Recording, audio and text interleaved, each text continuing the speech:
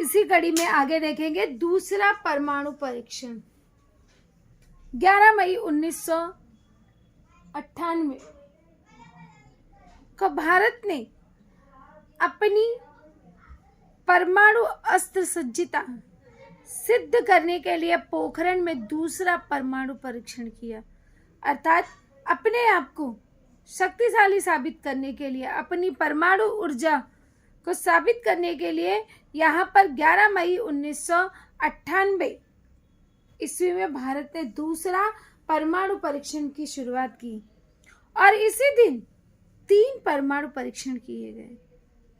उसमें से एक हाइड्रोजन बम था। प्रधानमंत्री अटल बिहारी वाजपेयी ने आश्वस्त कराया, भारत प्रक्षेपणास्त्रों का पहले प्रयोग नहीं करेगा, परंतु अमेरिका ने भारत पर तत्काल आर्थिक प्रतिबंध लगाए। अर्थात यहाँ पर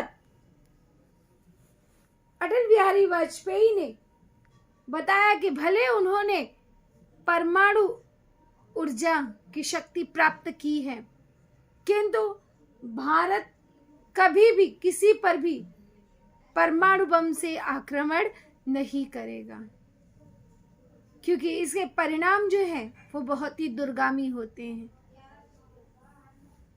प्रक्षेपणास्त्र विकास, अब हम देखेंगे कि किस तरह से भारत ने प्रक्षेपणास्त्र में विकास करना प्रारंभ किया।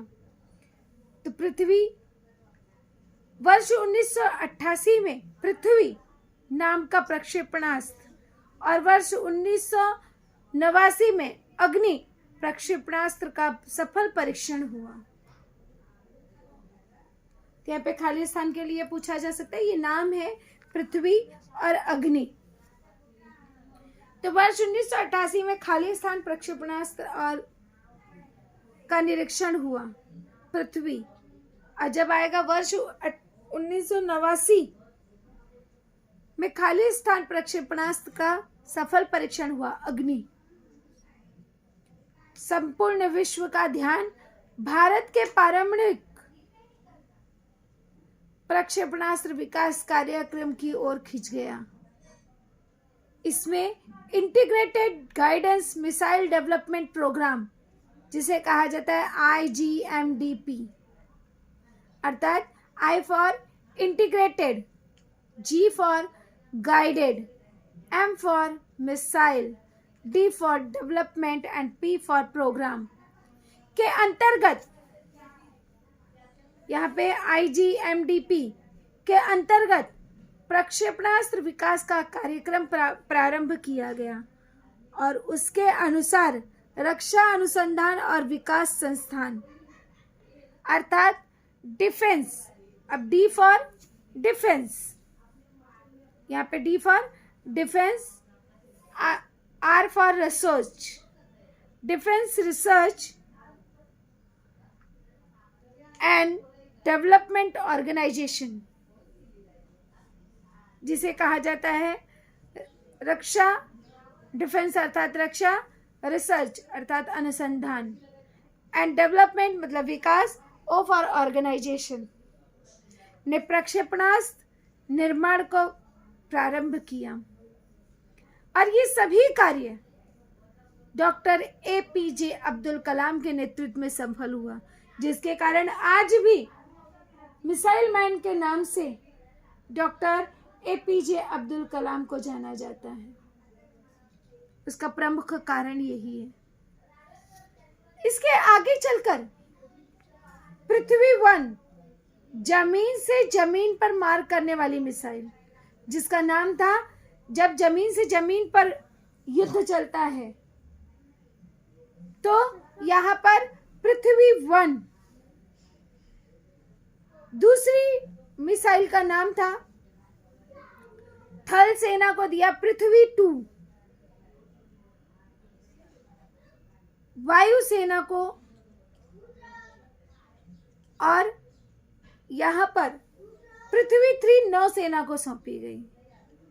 मतलब पृथ्वी 1 थल सेना, जो जमीन पर युद्ध होता है, पृथ्वी 2 वायुसेना जो आसमान में होता है, और पृथ्वी 3 जो नौसेना को दिया गया।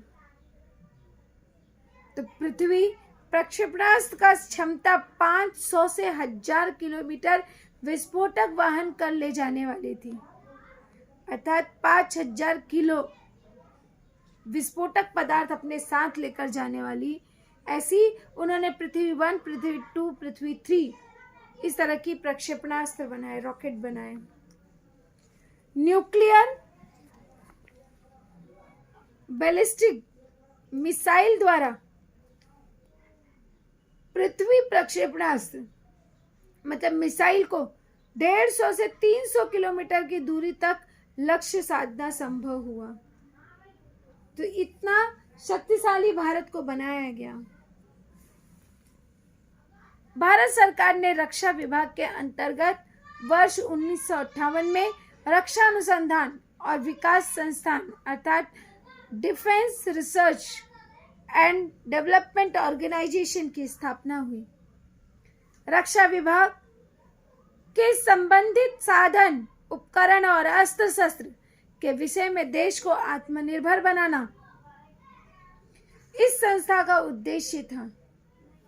वर्ष 1983 के पश्चात डॉक्टर एपीजे अब्दुल कलाम के मार्गदर्शन में इस संस्थान द्वारा अनेक प्रक्षेपणास्त्र अर्थात मिसाइल विकसित किए गए, और ऐसे मिसाइल में डॉक्टर एपीजे अब्दुल कलाम का सबसे बड़ा योगदान रहा है, और जिसके कारण डॉक्टर कलाम को प्रक्षेपणास्त्र अर्थात मिसाइल कार्यक्रम के जनक तथा मिसाइल मैन के नाम से जाना जाता है।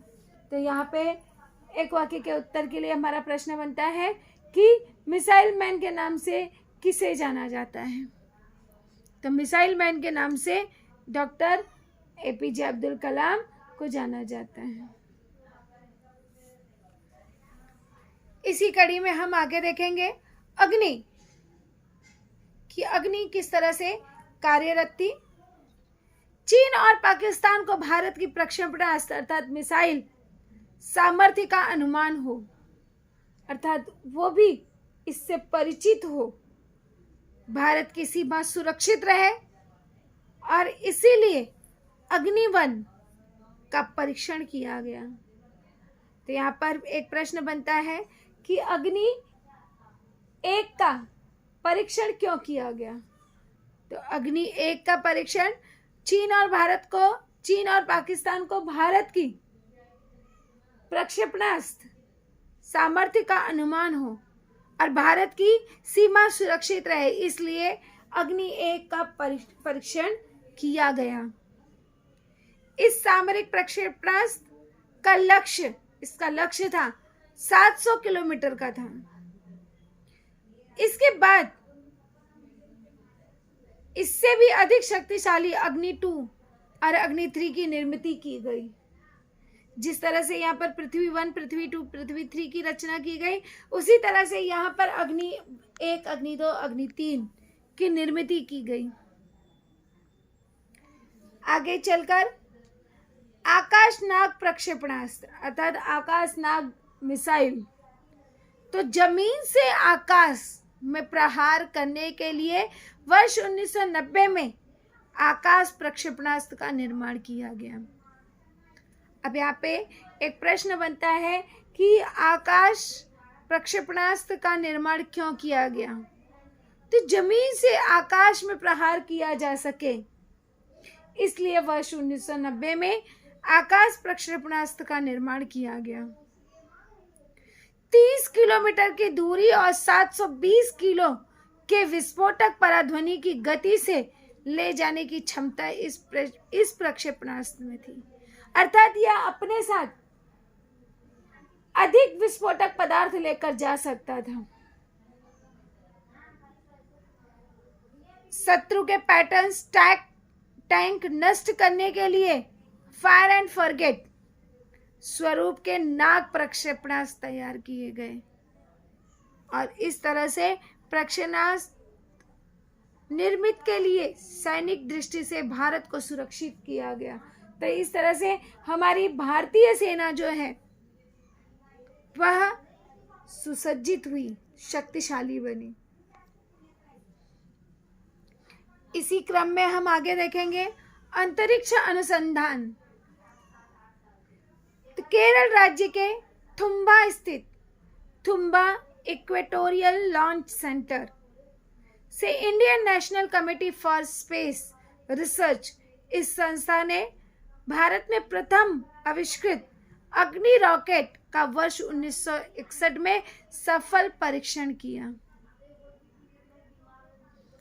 तो यहाँ पर एक प्रश्न बनता है कि भारत ने प्रथम आविष्कृत अग्नि रॉकेट का सफल परीक्षण कहाँ से किया? तो केरल राज्य के थुम्बा स्थित थुम्बा इक्वेटोरियल लॉन्च सेंटर से किया। वर्ष 1969 में थुम्बा में स्वदेशी बनावट वाले रोहिणी 75, ये सब उसके रॉकेट के नाम है, मिसाइल के नाम है। रोहिणी 75 अग्नि रॉकेट का सफल प्रक्षेपण किया गया और इसके बाद का सोपान अर्थात 1975 में सोवियत यूनियन की सहायता से पहले भारतीय उपग्रह आर्यभट्ट का सफलतापूर्वक प्रक्षेपण किया गया। तो यहाँ पे पहला भारतीय उपग्रह जिसका नाम था आर्यभट्ट, इस सफलता से यह सिद्ध हो गया कि अंतरिक्ष में छोड़े जा सकने वाले उपग्रह की संरचना एवं निर्मित देश में हो सकती है, अर्थात वह आसानी से कृत्रिम उपग्रह का निर्माण कर सकते हैं। भारतीय विशेषज्ञों को भूकेंद्र से उपग्रह की ओर संदेश भेजना, उपग्रह की ओर से आए संदेश को भूकेंद्र पर ग्रहण करना, इस तकनीकी विज्ञान को विकसित करने के लिए उपग्रह की कार्यशैली का मूल्यांकन करने हेतु उच्च प्रौद्योगिकी अवगत हो सकती है, ऐसा आत्मविश्वास हुआ। अर्थात वे आसानी से भूमि से आसमान में घटित होने वाली घटना और आसमान में घटित होने वाली घटना का अध्ययन भूमि पर आसानी से किया जा सकता है, इसका आत्मविश्वास भारतीयों में उत्पन्न हुआ। तो इस तरह से भारत देश ने अंतरिक्ष अनुसंधान के क्षेत्र में अत्यधिक प्रगति की और आगे बढ़े।